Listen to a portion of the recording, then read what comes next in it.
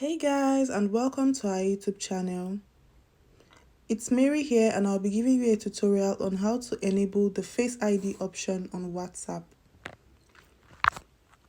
This function helps you to secure your chats on WhatsApp so that only you has full access to the application. For iPhones 8 and below, you can use the Touch ID lock, and for iPhones X and above, the Face ID option is available to secure your chats.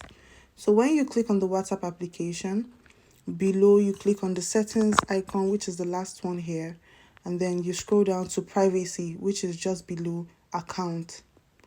Here you scroll down and then you click on screen lock. You click on require Face ID. You can choose to make it lock immediately after closing the app, after 1 minute, after 15 minutes, or after 1 hour. It's up to you.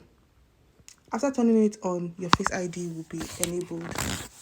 I hope this video has helped you out. Don't forget to give this video a big thumbs up and stay tuned for more tutorials in the future.